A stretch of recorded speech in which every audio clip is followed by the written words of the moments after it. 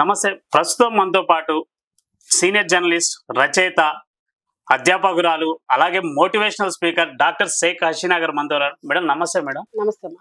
Madam, senior journalist గా మీరు ఎన్ని సంవత్సరాలు పనిచేస్తారు? ఇయర్ ఆఫ్ 2000 లో నేను ఎంటర్ అయ్యాను ఫీల్డ్ లోకి. అలాగే జర్నలిజం కోర్సు తిరుపతిలో పద్మావతి మహిళా విశ్వవిద్యాలయంలో చేశాను. 2001 బ్యాచ్. 2003 వరకు అక్కడే వర్క్ చేశాను. 2004 లో ఇక్కడ జాయిన్ అయిపోయాను హైదరాబాద్ లో.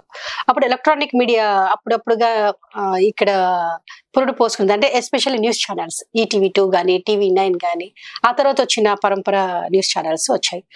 ఆ కోవలో నేను ఇక్కడికి రావడం జరిగింది. అంటే చాలా మంది మహిళలు ఏంటంటే వంటింట్లో ఉండటానికి అంటే ఎట్లా ఉంచాలి అని చెప్పేసి పెళ్లిళ్ళు చేసి పంపించేస్తుంటారు. మీకు అట్లాంటి సందర్భాలు ఏమి ఎదురుగాలేదంట? పెళ్లి చేసి పంపించంటే సమాజంలో స్త్రీ పురుషులు ఒక వయసు వచ్చాక వివాహం చేసుకోవాలి. అయితే ఇక్కడ మన సమాజ కోణంలో చూసే కోణం ఎలా ఉంటుందంటే, అబ్బాయి అయితే ప్లస్, అమ్మాయి అయితే మైనస్, పెళ్లి చేసి ఇచ్చేస్తే బాధ్యత తీరిపోతుంది అని అనుకుంటారు. అది ఒకప్పట్లో. ఎప్పుడది మీరు అన్నట్టు మా ఏజ్ మేము యంగ్గా ఉన్నప్పుడు. ఇప్పుడు అలా కాదు. ఇప్పుడు ఎడ్యుకేటెడ్ పీపుల్ అందరూ ఆల్మోస్ట్ ఆల్ చదువుకుంటున్నారు, ఫ్యూచర్ గురించి ఆలోచిస్తున్నారు. వారు జీవితంలో ఏ విధంగా నిలదొక్కోవాలి, ఏ విధంగా జీవించాలి అన్నది స్పష్టత వాళ్ళకు ఉంది. కాబట్టి ఈ రోజున అమ్మాయిలు కానీ అబ్బాయిలు కానీ కొంచెం గతంతో కంపేర్ చేసుకుంటే ఇప్పుడు కొద్దిగా స్వేచ్ఛ, స్వాలంబన ఉంది. అయితే అప్పుడు ఏంటంటే ఫినాన్షియల్ బ్యాక్గ్రౌండ్. నేను రాయలసీమ ప్రాంతం నుంచి వచ్చాను కాబట్టి అక్కడ ఏంటంటే వర్షాలు ఉండవు. తెలంగాణ తర్వాత బాగా వెనుకబడిన ప్రాంతం ఏదైనా ఉంది అంటే అది రాయలసీమని. తెలంగాణకి రాయలసీమ మధ్య కల్చర్ ఇంచుమించు బాగా కలుస్తుంది. మనుషుల మర్యాదలు కానివ్వండి, అమాయకత్వాలు కానివ్వండి, మనుషులు అర్థం చేసుకునే విధానం కానివ్వండి, జీవన పోరాటం కానీ, బతుకు పోరాటం కానివ్వండి, ఇంచుమించు ఒకేలా ఉంటుంది.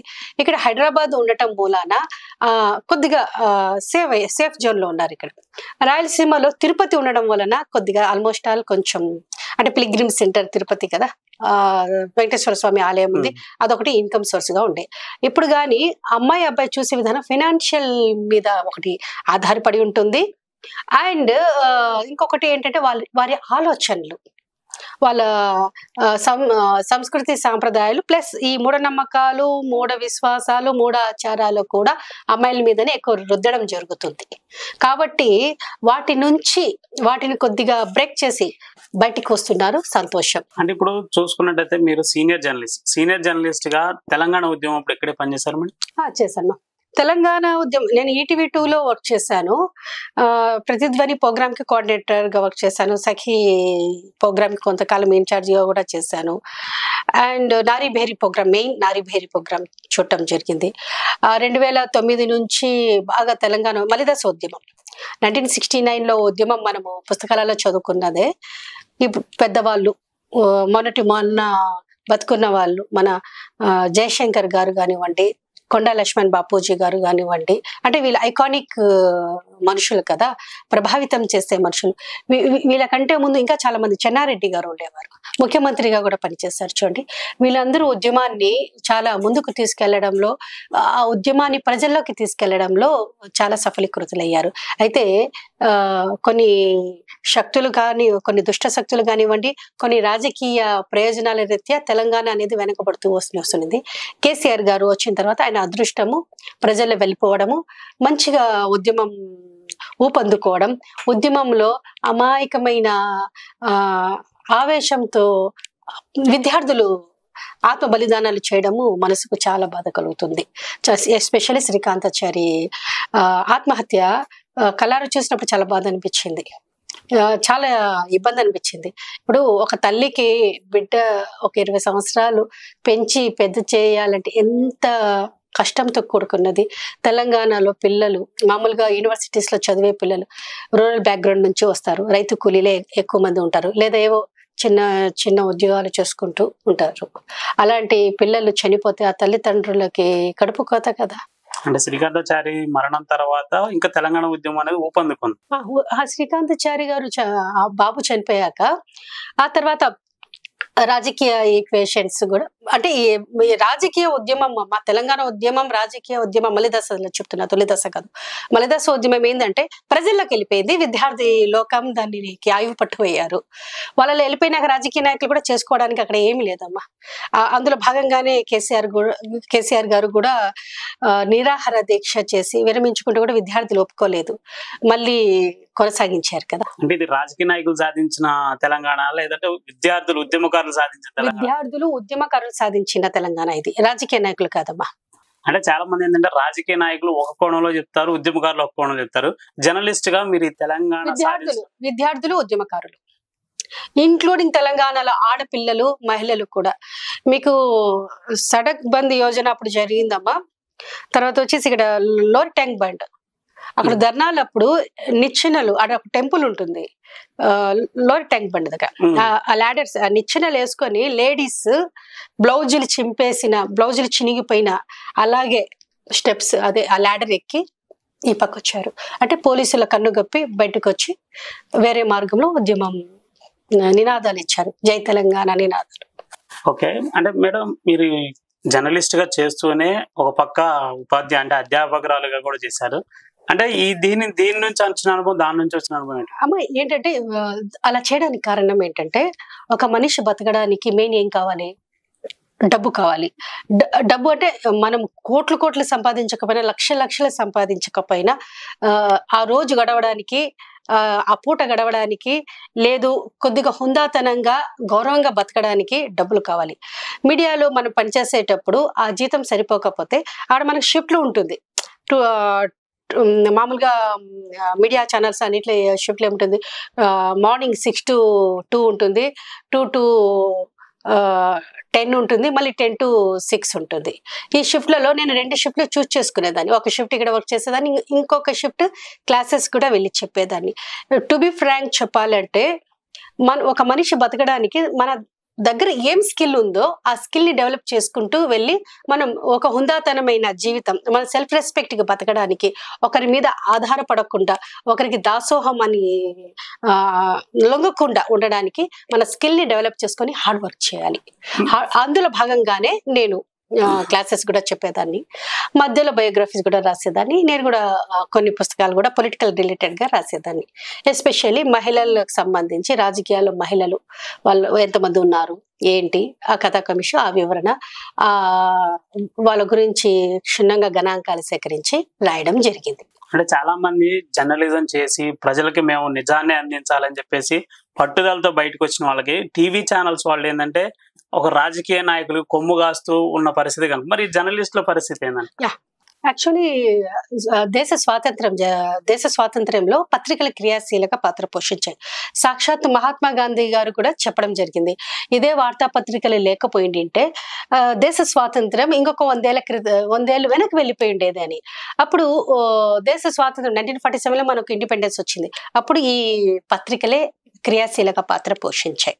ఒకప్పట్లో పత్రికలకి హీరో ఎడిటర్ ఏది చెప్తే అదే వేదం. ఎడిటర్ కూడా ఎలా ఉండేదంటే ప్రజలకి ఏది అవసరం, సమాజానికి ఏది అవసరం అది మాత్రమే ఆలోచించేవారు. రాను ఏంటంటే వ్యాపార ధోరణులు అందులో చేరడం జరిగింది. ఎప్పుడైతే ఈ వ్యాపార ధోరణులు చేరడం జరిగిందో కొన్ని పత్రికలు రూపురేఖలు కూడా కొంచెం మారుతూ కొద్దిగా కమర్షియలైజేషన్ అవుతూ వచ్చింది అనమాట. అప్పుడు ఎడిటర్ యొక్క విలువ తగ్గుతూ వచ్చింది అనమాట. చైర్మన్ లేదా ఎండి ఎవరు ఉంటారో పత్రిక యజమానులు వాళ్ళది హవా నడిచేది అనమాట. ఆ తర్వాత ఏం జరిగిందంటే ఎలక్ట్రానిక్ మీడియా వస్తూ ఉండింది. ముందు మనకు దూరదర్శన్ వచ్చేటప్పుడు గ్రామాలలో కమ్యూనిటీ రేడియోస్, కమ్యూనిటీ టెలివిజన్, ఇది ఖేడా ప్రాజెక్ట్ అలాంటివి ఉండేది. ఒక పల్లెటూర్లలో ఒక టీవీ పెట్టేస్తే అందరూ వ్యవసాయదారులు, ఆ గ్రామ ప్రజలు చూసేవాళ్ళు. ఆ తర్వాత ఏమైందంటే ఛానల్స్ పుట్టగొడుగుల్లాగా పుట్టుకొచ్చాయి. అందులో వార్తా ఛానల్స్ మన తెలుగు రాష్ట్రాల్లో తీసుకున్నప్పుడు వార్తా ఛానల్ ఒకదాని తర్వాత రావడం జరిగింది. అప్పుడు ఈ మీడియాలో ఏం జరిగిందంటే, ఈ రాజకీయ శక్తులు ఉన్నాయి కదా, రాజకీయ నాయకులు పార్ట్నర్ గా చేరడం వల్ల, స్లీపింగ్ పార్ట్నర్ గా చేరడం వల్ల, లేదా ఒక పార్టీకి వత్తాసు పలికి వార్తలు చెప్పడం ద్వారా పెయిడ్ న్యూస్ ఎక్కువైపోయింది. అలా అవడం వల్ల ఏమైందంటే ఎవడి ఇష్టాన్ని వాళ్ళ అయిపోయింది, కలగురగంపై అయిపోయింది మీడియా. అంటే దీనివల్ల ఏంటంటే అబద్ధాలే ప్రజలకు తెలుస్తున్నాయి కదా ఎక్కువ. నిజం అబద్ధం అది కొంతవరకు మీరు చెప్పింది నిజమే, కొంతవరకు నడిచిందమ్మా. ఎప్పుడైతే డిజిటల్ మీడియా వచ్చేసిందో, సెల్ ఫోన్స్ వచ్చేసాయి, యూట్యూబ్ ఇవన్నీ ఎక్కువ జనాల్లోకి వెళ్ళిపోయిందో, అప్పుడు what is truth, what is false అనేది అర్థమైపోతుంది. అంటే ఇప్పుడు డబ్బు రేటింగ్స్ కోసమే పనిచేస్తున్నట్టు మేబీ అంతే కదమ్మా. ఇంకోటి ఇప్పుడు ఏంటంటే ఇందాక చెప్పాను కదా, ఎప్పుడైతే రాజకీయ శక్తులు మీడియా ఛానల్స్ లో పార్ట్నర్ గా అయినాక వాళ్ళకి ఇష్టానుసారంగా వాళ్ళు ఒక రోజు ఈ పార్టీలో ఉంటారు, ఇంకొక రోజు ఆ పార్టీలో ఉంటారు. మీడియా ఛానల్స్ ఆ పార్టీ మారినప్పుడు వాళ్ళకి సపోర్ట్, ఈ పార్టీలో ఉన్నప్పుడు ఈ పార్టీకి సపోర్ట్. అక్కడ విలువలు అనేది కొంచెం కనుమరుగవుతూ వచ్చాయి. అయితే ఇక్కడ మళ్ళీ ఏమైందంటే ఎలా ప్రజలకి ప్రభుత్వానికి మధ్య మీడియా వారధి. ప్రభుత్వాలు ఏం చేస్తున్నాయి ప్రజలకు తెలియజేయాలి, ప్రజలకి ఏది అవసరాలు ఉన్నాయో ప్రభుత్వానికి తెలియజేయాలి. అదే విధంగా మన ప్రకృతి విపత్తులు ఏమైనా వచ్చినా కానీ, ఏమైనా అనారోగ్య సమస్యలు వచ్చినప్పుడు అలర్ట్ చేస్తూ ఉండాలి.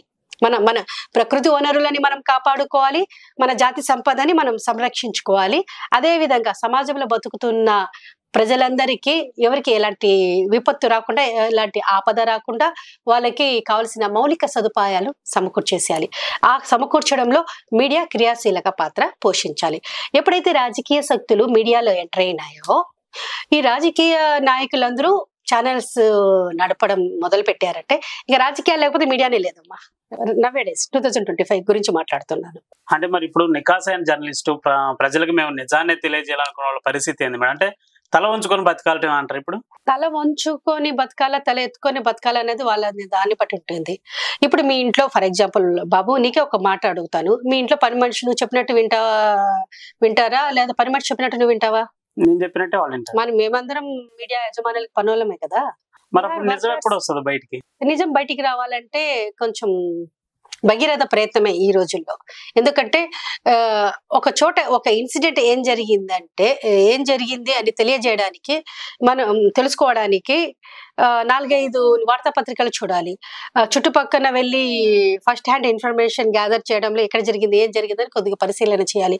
అంత అబ్జర్వేషన్, అంత పరిశోధన, అంటే పరిశోధన చేసే ఇన్వెస్టిగేషన్, రిపోర్టింగ్ ఇంకా లేవమ్మా. ఎక్కడుంది ఇక్కడ తెలుగు మీడియాలో ఎస్పెషల్లీ? ఎక్కడుంది చెప్పండి? ఒకప్పట్లో నడిచింది, ఒక 10 years ముందు కూడా ఓకే, అంత ఇంత ఓకే. ఆఫ్టర్ దట్ మరీ ఒక 5 years నుంచి అయితే టూ మచ్ అయిపోయిందమ్మా. పరిస్థితులు ఏం బాగా మీడియాలో. ఓకే మేడం, ఇప్పుడు రాజకీయాల్లో అతివులు అని చెప్పేసి ఒక బుక్ అయితే రాశారు మీరు. ఆ బుక్ లో దాదాపు ఒక 99 మంది మట్టి మహిళలే ఉన్నారు. మరి ఇంకా మిగతా వారు ఎందుకు రాజకీయాల్లోకి రాలేకపోతే? ఒకటి తెలంగాణ, ఉమ్మడి ఆంధ్రప్రదేశ్ లో ఉన్నప్పుడు మహిళలు కొంచెం అలా ఉన్నారమ్మా.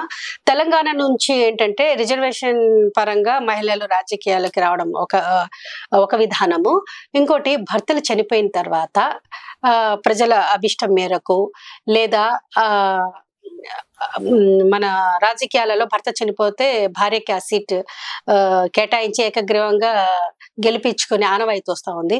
ఆ ఆనవాయితీలో భాగంగా మహిళలు ఎమ్మెల్యేలుగా రావడం జరిగింది. సామాజిక నేపథ్యం కూడా ఉంటుందమ్మా. ఈ కోణంలోనే వచ్చాయి కానీ మామూలుగా జనరల్ గా మహిళా కార్యకర్తలు కష్టపడి పనిచేసే వాళ్ళకి సీట్ ఇచ్చి గెలిపించుకోవాలి అనేది లేదమ్మా. అలాంటివి జరగలేదు. మేబీ రాబోయే రోజుల్లో జరగచ్చు. అంటే జరుగుతుంది అనేది కళ అంటారా? కళ కాదమ్మా. మనం ఎప్పుడు సానుకూల దృక్పథంతో ఉండాలి. Think positive, all is well అనుకోవాలి. అంతే కదా, మంచి జరగాలి, మంచి జరుగుతుంది అని ఆశిద్దాం. అంటే ఇప్పుడు గతంలో చూసుకున్నట్టయితే మహిళల్ని వంటింటికే పరిమితం చేసిన పరిస్థితులు కనపడ్డాయి. ఈ రోజుల్లో కూడా వరకట్న వేధింపులు అని చెప్పేసి, గృహహింస అని చెప్పి ఇప్పుడు కూడా జరుగుతున్నాయి కదా. అయితే వరకట్న వేధింపులు, వంటింటి కుందేలు, అది ఇది పాత మాటలమ్మా. అయితే ఇప్పుడు ఏంటంటే గృహహింస 2 పక్కల జరుగుతున్నాయి. ఇప్పుడు ఆడపిల్లలు బాగానే చదువుకుంటున్నారు, ఉద్యోగాలలో చేరుతున్నారు. అయితే ఈ డొమెస్టిక్ వైలెన్స్ రూపురేఖలు మారిపోయినాయి, ఇంకో రకంగా ఉంది. అంటే మహిళలకేమో సమస్యలు ఉన్నాయి, వరకట్నము ఇలాంటివి లేవు, కానీ పల్లెటూర్లలో కొంచెం డౌరీ ప్రాబ్లమ్స్ కనిపిస్తున్నాయి. సిటీస్ లో, అంటే నగరాలలో, పట్టణాలలో, మహానగరాల్లో క్లారిటీగా కూర్చుంటున్నారు, మాట్లాడుకుంటున్నారు ఈ రోజుల్లో. గతంలో లాగా, మా చిన్నప్పుడు లాగా ఇప్పుడు సమస్యలు లేవు. కానీ డొమెస్టిక్ వైలెన్స్ ఇది ఉంది. క్రైమ్ రేట్ పెరిగిపోవడానికి కూడా కారణాలు ఏంటంటే ప్రభుత్వాలు చట్టాలు కరెక్ట్ గా అమలు చేయాలి ఒకటి. ఇంకోటి పౌర సమాజం కూడా కొద్దిగా సొయ్యితో ముందుకు వెళ్ళినట్లయితే బాగుంటుంది. తెలుసుకోవాలి ఏం కావాలి. ఇప్పుడు వివాహ బంధం అంటే ఏంటి? ఒక అమ్మాయి గాని అబ్బాయి గాని వాళ్ళిద్దరూ కలిసి మనుగడ కోసం ఇద్దరు ఈక్వల్ అండర్స్టాండింగ్ తో కలిసి బతకడమే కదా. పుట్టే పిల్లలకి వాళ్ళ వంశం అభివృద్ధి చేసుకోవడానికే కదా పెళ్లిళ్ళు. కాబట్టి ఒక ఇంటి నుంచి ఒక అమ్మాయిని తీసుకుని వచ్చినప్పుడు అమ్మాయిని కూతురులాగా గౌరవంగా చూసుకుంటే ఏ బాధ లేదు. అంటే ఈ రోజుల్లో ఏంటంటే చాలా మంది అమ్మాయిలు కానీ అబ్బాయిలు కానీ మేము పెళ్లిళ్ళు చేసుకోవనే ధోరణిలో తిరుగుతారు. సహజీవనం అంటున్నారు. అది బికాస్ ఆఫ్ ఆఫ్టర్ గ్లోబలైజేషన్, ప్రపంచీకరణ తర్వాత ఆ దేశాలన్నీ కుగ్రామాలు అయిపోయినాయి. ఈ కుగ్రామాల నేపథ్యంలో ఏమైందంటే వెస్టర్న్ కల్చర్ అంతా ఈ పక్క వచ్చింది. మన పిల్లలు ఇలా అక్కడ చదువుకుంటున్నారు, ఆ సంస్కృతి కూడా ఇక్కడికి తీసుకొస్తున్నారు, లేదా అక్కడ పెళ్లిళ్ళు చేసుకుని అక్కడ సెటిల్ అవుతున్నారు. కాబట్టి మన ప్రపంచీకరణని స్వాగతించేటప్పుడు ఇలాంటివి కూడా వస్తాయి, స్వాగతించాలి, తప్పదు, వేరే మార్గం లేదు. మేడం ఇప్పుడు చూసుకున్నట్టయితే చాలా మంది లవ్ చేసుకున్న వాళ్ళని హత్యలు చేసే సందర్భాలు, ఇంటర్ క్యాస్ట్ మ్యారేజెస్ అని చెప్పేసి హత్యలు చేసే సందర్భాలు కూడా కనపడుతున్నాయి. అది ఇంటర్ క్యాస్ట్ హత్యలు కదా, పరువు హత్యలు అంటారు. పరువు అంటే ఏంటి అసలు? ఇప్పుడు ఒక బిడ్డని అమ్మాయి గాని అబ్బాయి గాని కని పెంచి పెద్ద చేసి వాళ్ళని ప్రయోజకులు చేశారు. ఎప్పుడైనా పెళ్లి చేసుకోవాల్సిందే. వాళ్ళకి నచ్చిన అమ్మాయో నచ్చిన అబ్బాయిని ఇచ్చి పెళ్లి చేస్తే వాళ్ళు ఇంకా సంతోషంగా ఉంటారు. ఒకటి లేదు, మీరు పెంచే పెంపకంలోనే వాళ్ళకి ఆశయాలు కానీ వాళ్ళకి వాట్ నెక్స్ట్ నీ జీవితంలో నువ్వు ఎలా డెవలప్ అవ్వాలి, ఏ విధంగా ఉండాలని మీరు చిన్నప్పటి నుంచి పిల్లలకి పెంచి పెద్ద చేస్తే వాళ్ళకి గోల్ ఒకటి ఉంటుంది. మీరు గారాబంగా పెంచి చాలా ప్యాంపరింగ్ చేసి పిల్లలు కాలేజ్ లైఫ్ లో వెళ్ళినప్పుడు రకరకాల ఆలోచనలు ఉంటాయి, రకరకాల అంటే స్కూల్ వరకు రిజర్వ్డ్ ఉంటుంది. కాలేజీకి వెళ్ళినప్పుడు రకరకాల ప్రదేశాల నుంచి రకరకాల మనుషులు పరిచయం అవుతారు కదా. కాబట్టి పిల్లలు చదువుకునేటప్పుడు ఐడియాలజీ ఒకటి, అంటే సినిమాల ప్రభావం ఉండొచ్చు, లేదా హార్మోన్స్ శాస్త్రీయంగా తీసుకుంటే ఒక ఏజ్ పరిపక్వత వచ్చిన తర్వాత ఒక అమ్మాయి ఒక అబ్బాయి, ఒక అబ్బాయి ఒక అమ్మాయిని ప్రేమించడం సహజం. అది ఎంతవరకు అన్నది పిల్లలకి చెప్పే పాఠాలు, పిల్లలకు చెప్పే విద్య మనకు ఉండాలి. లైక్ సెక్స్ ఎడ్యుకేషన్ కూడా మనం చెప్పాల్సి ఉంటుంది. మన విద్యార్థులకి అది ఎంతవరకు మనం చెప్పగలుగుతున్నాం అనేది ఒకటి క్వశ్చన్. ఇంకోటి ఏంటంటే పిల్లలకి జీవితం పట్ల ఒక స్పష్టత తెలియాలి, లైఫ్ స్కిల్స్ ఇవ్వాలి పిల్లలకి. మన విద్యా విధానం లైఫ్ స్కిల్స్ ఇవ్వడం లేదు పిల్లలకి. అదొకటి. చిన్న చిన్న విషయాలకి తక్కువ మార్కులు వస్తే ఆత్మహత్య చేసుకుంటున్నారు, లేదు లవ్ ఫెయిల్ అయితే చనిపోతున్నారు, లేదు వాళ్ళ చదువులో ఫెయిల్ అయిపోతే ఆత్మహత్యలు చేసుకుంటున్నారు. ఇది ఎటుపై ఎటు వస్తుందో ఒకసారి ఆలోచించండి. తల్లిదండ్రులకి కడుపు కోత మిగిల్చడమే ఇది. ఎంత బాధపడతారు మా తల్లిదండ్రులు. ఒకటి. ఇంకోటి పరువు హత్యలు తెలంగాణలో ఇటీవల కాలంలో మనము వార్తాపత్రికల్లో చూస్తున్నాము. ఇక్కడ ఏమవుతుందంటే వృత్తిని బట్టి కులం వచ్చింది. ఇంకా మనం డీప్ గా మాట్లాడుకోవాలి అంటే మనం అందరం ఎక్స్ క్రోమోజోమ్ వై క్రోమోజోమ్ నుంచి వచ్చిన వాళ్ళం. మన డిఎన్ఏ ఆల్మోస్ట్ ఆల్ ఒకటే. ఓకే. ఆ తర్వాత ఈ భూమండలంలో మానవులందరూ ఒకటే. సరే, భారతదేశంలో గతంలో మను ధర్మం ప్రకారము 4 వర్ణాలు ఉన్నాయి అనుకుందాము. ఆ వర్ణ వ్యవస్థ నడిచింది. ఆ వర్ణ వ్యవస్థ కూడా పోయింది కదా. అంబేద్కర్ గారు పోరాటాల ఫలితంగా 1947లో మనకు స్వాతంత్రం వచ్చిన తర్వాత, రాజ్యాంగం లిఖించుకున్న తర్వాత, మన కోసం మనం by the people to the people for the people కదా. రాజ్యాంగం వచ్చినాక అందరికి సమానమే. అది ప్రభుత్వాలు ప్రజల్లోకి తీసుకెళ్లడంలో విఫలమవుతున్నారు. ఇప్పటికి కూడా పరువు హత్య అంటే ఎంత ఫూలిష్నెస్. భారతదేశానికి స్వాతంత్రం వచ్చి 70 ఏళ్ళు అవుతున్న తరుణంలో పరువు హత్యలు ఏంటమ్మా? ఎక్కడైతే పరువు హత్య జరిగిందో ఆ ప్రదేశంలో నాయకులు, ప్రభుత్వ అధికారులు, ఈ సమాజం, ఈ వ్యవస్థ, విద్యా వ్యవస్థ ఏం చేస్తా ఉందమ్మా చెప్పండి. మరి మేడం లవ్ జిహాద్ పేరుతో మోసాలు కూడా జరుగుతున్నాయి అని చెప్పేసి వార్తలు విన్నాం కదా మనం. లవ్ జిహాద్ అమ్మ, ఇప్పుడు కానీ నేను మాట్లాడితేనే మీరు మాట్లాడతారు, మీరు మాట్లాడితేనే నేను మాట్లాడతాను. ఏ సార్ నో. మీకు ఒక అమ్మాయి ఒక అబ్బాయితో మాట్లాడాలన్నా, ఒక అబ్బాయి ఒక అమ్మాయితో మాట్లాడాలన్నా ముందు వాళ్ళ మధ్య పరిచయం ఉండాలి. నువ్వు ఎంత గాలం వేసినా కూడా నేను కాన్ఫిడెంట్ గా ఉన్నాను అనుకో, సెల్ఫ్ కాన్ఫిడెంట్ గా నన్ను ఎవడేం చేయలేరు. సరే, కొన్ని బలహీన క్షణాలు అనుకుందాం.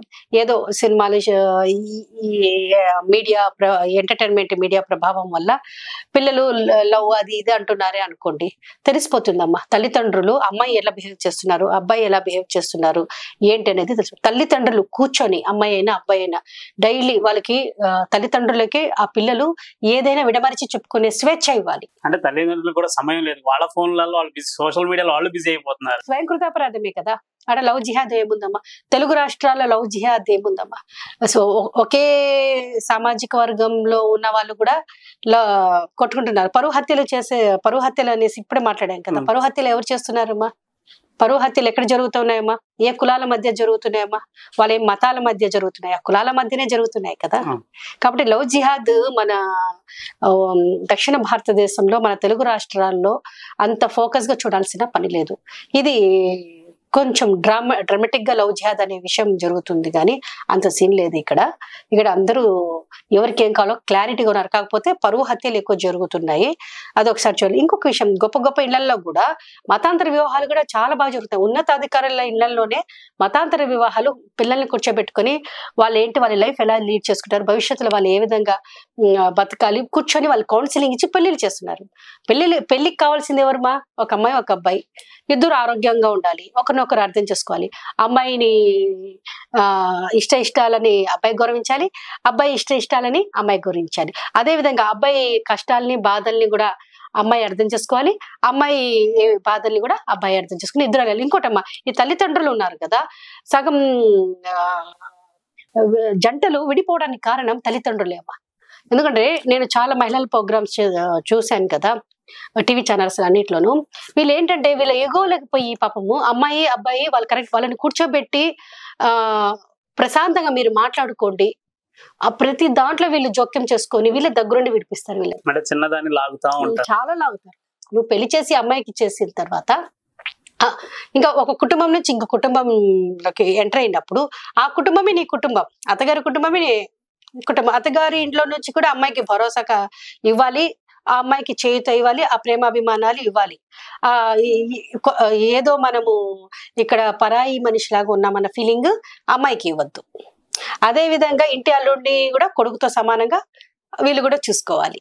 ఇక్కడ అలా కాకుండా వీళ్ళకి తల్లిదండ్రుల ఈగోలని పిల్లల మీద చూపిస్తున్నారు. ఆ పిల్లలు విడిపోవడానికి కారణాలు కూడా ఒక 10 కారణాల్లో ఇది ప్రధాన కారణం. అంటే చాలా మంది యువత సోషల్ మీడియాకి అడిక్ట్ కావటం, డ్రగ్స్ కి బానిస అవటం జరుగుతుంది మేడం.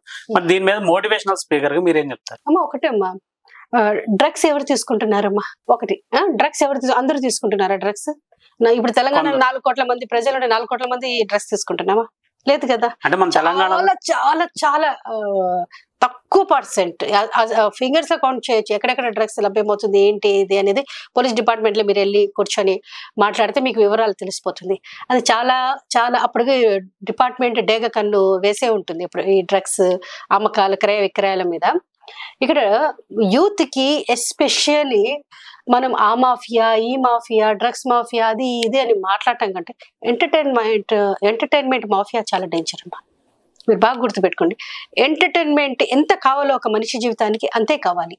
మనకు కావాల్సిన దానికంటే ఎక్కువ ఎంటర్టైన్మెంట్ అయిపోవడం, విచ్చలవిడికి ఎంటర్టైన్మెంట్ అవ్వడం వల్ల, ఫోన్లకి అడిక్ట్ అయిపోవడం వల్ల, ఫోన్లలో ఏం చూస్తామమ్మా మనము? షార్ట్స్ చూస్తూ ఉంటాము, కామెడీ ఇవి ఎపిక్స్ లేదంటే ప్రోగ్రామ్స్. మనకి ఎంత టైం పెట్టాలి దానికి? 24 గంటల్లో నువ్వు నీ చదువుకి ఎంత పెడుతున్నావు? నువ్వు రిలాక్స్ కోసమే నీకు ఈ ఎంటర్టైన్మెంట్ ఛానల్ ని మనం ఆన్ చేయాలి. మనము ఎప్పుడు ఎంత రిలాక్స్ అవ్వాలి అంతే రిలాక్స్ అవ్వాలి. రిలాక్స్ అవ్వడం ఎంత అవ్వాలో అంతకంటే భిన్నంగా ఎక్కువగా అవడం వల్ల లేజీ ఫెల్లోస్ అయిపోతున్నాం. రాత్రుల్లో నిద్రపోరు పిల్లలు, చూస్తూనే ఉంటారు. దానివల్ల మీకు ఐ ప్రాబ్లమ్స్ వస్తుంది, హెడేక్ ప్రాబ్లం వస్తుంది.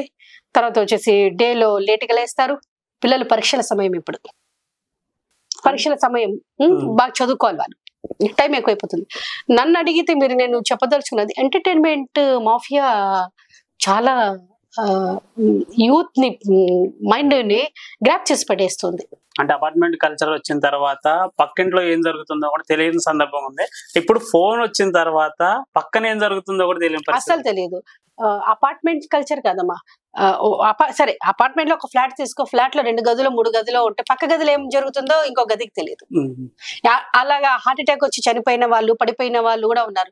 ఆ తర్వాత లేట్ గా వాళ్ళని గుర్తించి హాస్పిటల్కి తీసుకెళ్లిన కేస్ స్టడీస్ కూడా మన దగ్గర ఉన్నాయి. కాబట్టి ఇక్కడ ఏంటంటే మనిషి జీవితంలో ఎవరికి ఎంత కావాలి, విద్యా వ్యవస్థ కరెక్ట్ గా ఉండాలి, ప్రభుత్వ యంత్రాంగం కరెక్ట్ గా పనిచేయాలమ్మా. ప్రతిసారి ఇందాక మనం మాట్లాడుకున్నట్టు రాజకీయాలు మనిషి జీవితాన్ని ప్రభావితం చేస్తాయి. ఇష్టం ఉన్నా ఇష్టం లేకపోయినా, మాకు రాజకీయాలు అంటే ఇష్టం లేకపోయినా రాజకీయ నాయకులు తీసుకున్న నిర్ణయాలు ప్రజల మీద ఇంపాక్ట్ ఎక్కువ చూపుతాయి, పరోక్షంగా ప్రత్యక్షంగా. కాబట్టి రాజకీయ నాయకులు మనల్ని పరిపాలించే వాళ్ళు దూరదృష్టితో ఆలోచించాలి. ఈ జాతీయ పార్టీలు 2 ఉన్నాయమ్మా, కాంగ్రెస్ పార్టీ, బీజేపీ పార్టీ. అయితే మన దగ్గర చెప్పదలుచుకున్నది ఏంటంటే, మన దేశంలో స్వాతంత్ర్యం కోసం కాంగ్రెస్ పార్టీ చాలా క్రియాశీలక పాత్ర పోషించిన తర్వాత దేశంలో సిద్ధాంతపరమైన పార్టీలు 2 అమ్మా. ఒకటి కమ్యూనిస్ట్ పార్టీ, ఇంకోటి బీజేపీ పార్టీ. ఇవి సిద్ధాంత పరంగా పనిచేసే పార్టీ. కమ్యూనిస్ట్ పార్టీ క్లిక్ కాకపోవడానికి కారణం ఏంటంటే, అఫ్ కోర్స్ మీరు తెలంగాణ ఉద్యమంలో వాళ్ళు ప్రధాన భూమిక పోషించినప్పటికీ క్లిక్ కాకపోవడానికి, సక్సెస్ కాకపోవడానికి, చట్టసభల్లో సీట్లు రాకపోవడానికి కారణం స్వయంకృత అపరాధం కమ్యూనిస్ట్ పార్టీలది. బీజేపీ పార్టీలు ఏంటంటే, బీజేపీ పార్టీ కార్యకర్తలు వాళ్ళు చాలా నిస్వార్థంగా పనిచేసే వాళ్ళు, కార్యకర్తలు, నిజమైన కార్యకర్తలు, ఆర్ఎస్ఎస్ నుంచి వచ్చిన వాళ్ళు, బీజేపీకి పనిచేసే వాళ్ళు చాలా సిన్సియర్. వాళ్ళ డెడికేషన్ అలా ఉంటుంది. మిగతా పార్టీలు మీకు అట్లా కనిపించదమ్మా. సో ఇక్కడ ఏమైందంటే, కాంగ్రెస్ పార్టీ అధికారంలోకి రావాలి రాష్ట్రంలో ఒకటి, తర్వాత బీజేపీ అధికారం చేజిక్కించుకోవాలనేది ఇంకొకటి, మధ్యలో ప్రాంతీయ పార్టీల హవా. ప్రాంతీయ పార్టీలు ఎస్పెషల్లీ దక్షిణ భారతదేశంలో ప్రాంతీయ పార్టీలదే హవా. ఈ ప్రాంతీయ పార్టీల జోక్యంతోనే, ప్రాంతీయ పార్టీల మద్దతునే దేశంలో కేంద్రంలో ప్రభుత్వం ఏర్పాటుకి క్రియాశీలక పాత్ర పోషించేది ప్రాంతీయ పార్టీలే మొదటి నుంచి కూడా. ఈసారి కూడా బీజేపీ రావడానికి కూటమి ప్రభుత్వమే మద్దతు వల్ల మూడోసారి ప్రధానమంత్రిగా మోడీ గారు ఉన్నారు. లేకపోయింటే నితీష్ కుమార్, చంద్రబాబు నాయుడు గారు మద్దతు తెలపకపోతే ప్రభుత్వం ఫామ్ అయ్యేది కాదు కదా కేంద్రంలో బీజేపీ మూడోసారి. కాబట్టి ఇక్కడ రాజకీయ నాయకులు తీసుకునే నిర్ణయాలు, రాజకీయ నాయకులు, ప్రాంతీయ పార్టీలు సామాజిక నేపథ్యంతో కాకుండా ప్రజల పక్షాన ఉండి వాళ్ళ పార్టీని ముందుకు తీసుకెళ్ళినట్లయితే బాగుంటుందమ్మా. ఎందుకు బాగుంటుంది అంటే, ఇప్పుడు చూడండి, తెలంగాణలో ఎస్పెషల్లీ తెలంగాణ ఉద్యమం తర్వాత, తెలంగాణ ఆవిర్భవించాక ఇప్పుడు బీసీ ఉద్యమం మొదలవుతా ఉంది. ఎందుకు ఉద్యమం వస్తుంది? గతంలో మనం తెలంగాణకి అణచివేత, అసమానత్వం, స్టార్టింగ్ లో ప్రాబ్లం ఏంటి? భూమి కోసం, భుక్తి కోసం, విముక్తి కోసం, వెట్టి చాకరీ నిర్మూలన కోసం ఉద్యమం నడపడం జరిగింది. ఆ తర్వాత కేసీఆర్ గారు వచ్చాక నీళ్లు, నిధులు, నియామకాలు అనేసి వచ్చారు. ఇప్పుడు నీళ్లు, నిధులు, నియామకాలు కరెక్ట్ గా జరుగుతా ఉందా? మళ్ళీ ఇప్పుడు ఎందుకు బీసీ సోదరులు ఉద్యమానికి శ్రీకారం చుడుతున్నారు? వాళ్ళకి అన్యాయం జరిగిన చోటే కదా, అణచివేత ఉన్నట్టే కదా, వాళ్ళకి న్యాయం జరగలేదనేసే కదా. కాబట్టి వాళ్ళకి న్యాయం చేస్తే ఏ బాధ ఉండదు కదా. కనీసం నామినేటెడ్ పోస్టులు అయినా వాళ్ళని ఫుల్ఫిల్ చేసేసుకోవాలి కదా. ఫుల్ఫిల్ చేసినట్లయితే మీకు ఏ బాధ ఉండదు. మళ్ళీ ఇంకెప్పుడమ్మా, 100 ఏళ్లుగా ఈ ఉద్యమాలైనా తెలంగాణలో, తెలంగాణ బాగుపడేది ఎప్పుడు? సరే, ఒక హైటెక్ సిటీ, కొన్ని సాఫ్ట్వేర్ కంపెనీలు వచ్చినంత మాత్రాన తెలంగాణలో ఉన్న కుగ్రామ ప్రజలు అభివృద్ధి చెందినట్ట? చెప్పండి. ఎప్పుడు అభివృద్ధి అనేది మనము రూఢీ చేసుకోవాలి? గ్రామ ప్రజలు కూడా మంచి ఆహారం, మంచి వైద్యం, మంచి ఉపాధి, ఉద్యోగ అవకాశాలు, మంచి నైపుణ్యాలతో జీవన ప్రమాణాలు మెరుగుపడినప్పుడు మనం అభివృద్ధి చెందినట్లు. ఏదో షో పేపర్ల మీదనే ఉండి, గత ప్రభుత్వాలు ఉమ్మడి ఆంధ్రప్రదేశ్ లో కూడా అదే సమస్య కదా, అన్ని పేపర్ల మీదనే అభివృద్ధి అది చేసేసారు, అరచేతులు వైకుంఠం చూపించడమే కదా. ఇప్పుడు కూడా మొన్నటి వరకు కూడా కుగ్రామాలలో కరెంట్ లేదు. తెలంగాణ గ్రామాలలో ఎక్కడో కాదమ్మా, మన మహబూబ్ నగర్ లోనే, నేను హైదరాబాద్ వచ్చిన కొత్తలో ఒక 22 years బ్యాక్ ఎలక్ట్రిసిటీ లేదు. కొడంగల్, దేవరక్క, ఖద్రా ఈ ఏరియాలంతా నేను గ్రౌండ్ రిపోర్టింగ్ వెళ్ళేదాన్ని. అక్కడ కూడా మీకు ఎలక్ట్రిసిటీ ప్రాబ్లం ఉండే, నీళ్ళ సౌకర్యం లేకుండే.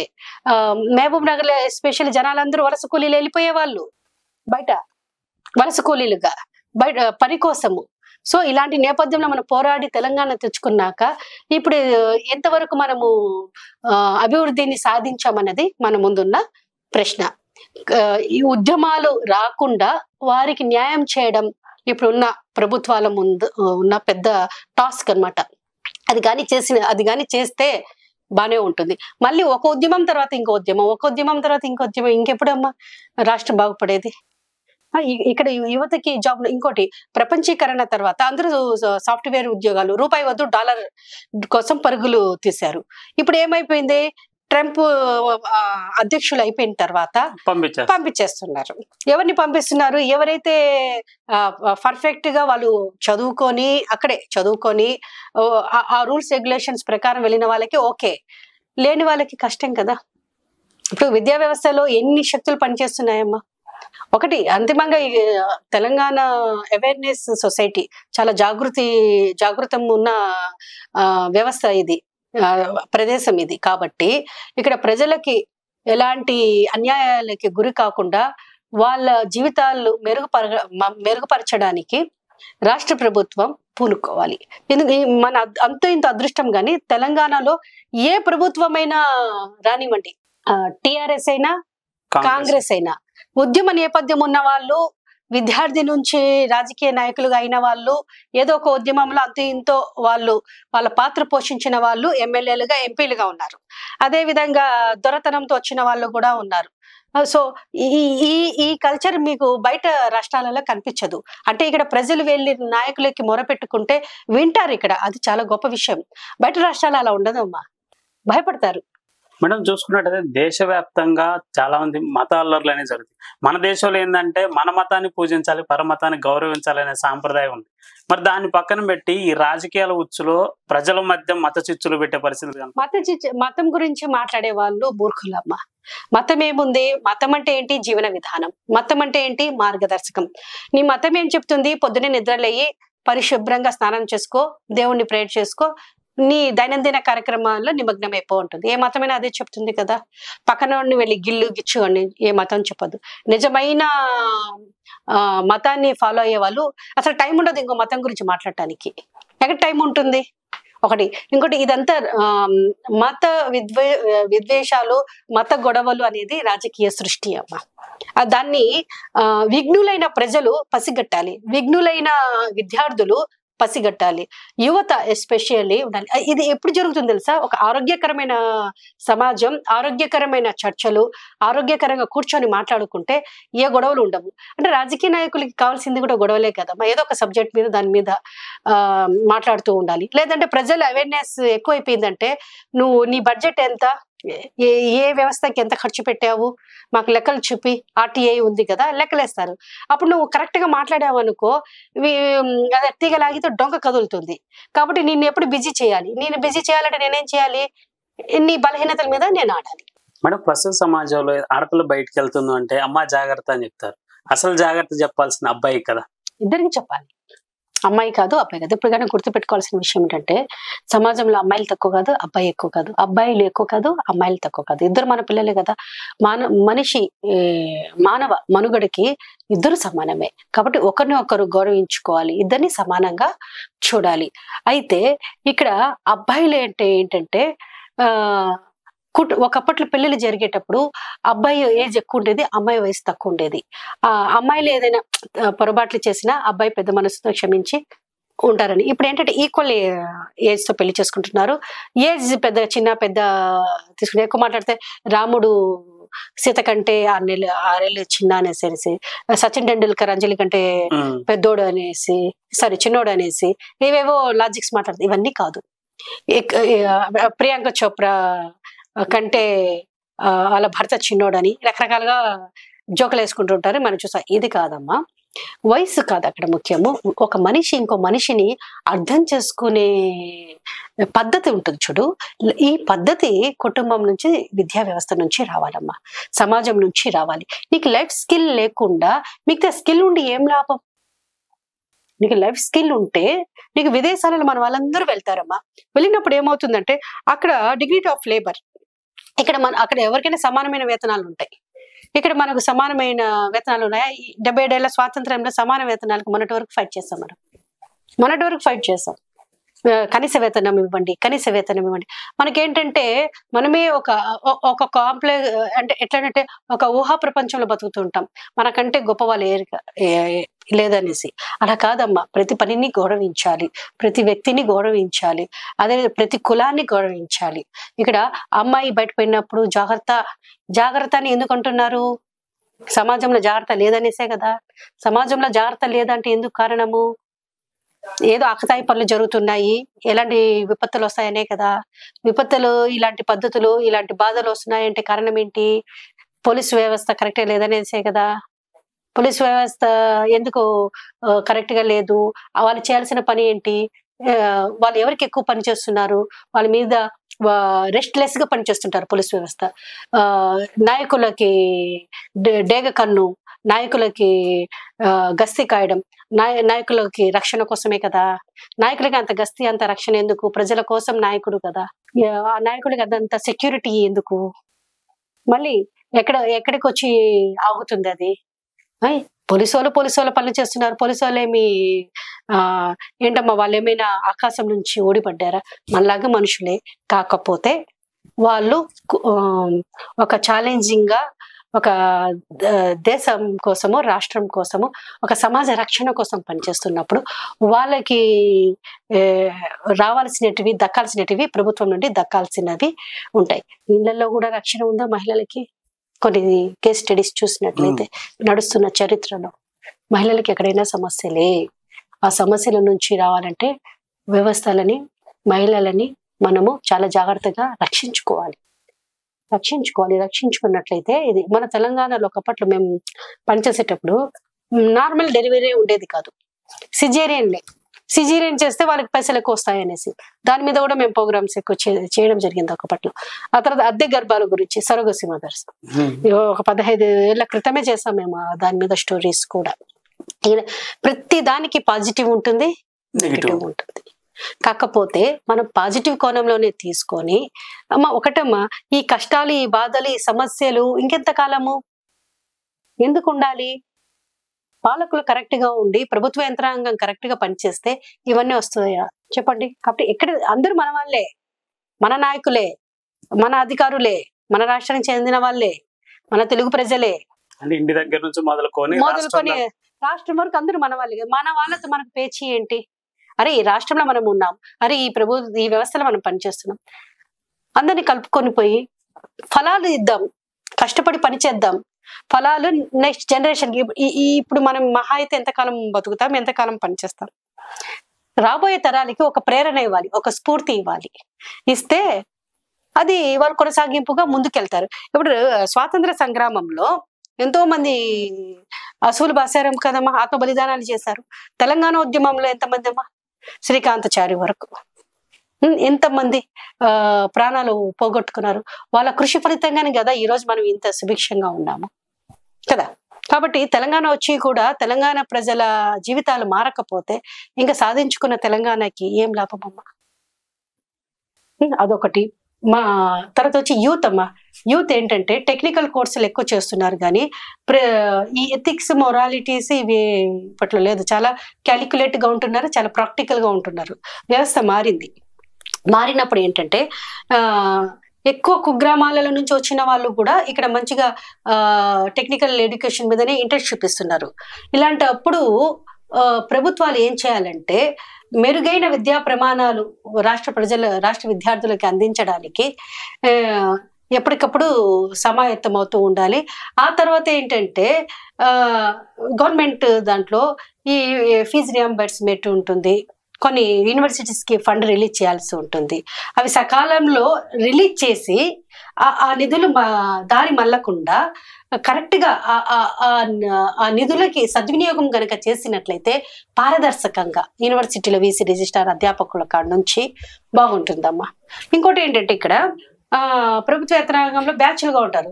ఒకరేమో ఒక పార్టీకి సపోర్ట్, ఇంకొకరేమో ఇంకొక పార్టీకి సపోర్ట్. అరే మీకు రాజకీయాలకి, మీకు ప్రభుత్వ ఉద్యోగులకి సంబంధం ఏంటి? ఏ ప్రభుత్వం వచ్చినా ఉంటుంది 5 years, బాగుంటే ఇంకొక టర్మ్ ఉంటుంది, లేకపోతే లేదు. ఇక్కడ ఎలా అయిపోతుందంటే మూర్ఖంగా పార్టీలకి, వాళ్ళకి, వీళ్ళకి సపోర్ట్ చేస్తున్నట్లయితే వ్యవస్థ పగదారిపోతుంది కదా. వ్యవస్థ పగదారిపోయి చిలికలు పేలికలైనప్పుడు ఎవరిని పరిపాలిస్తారు?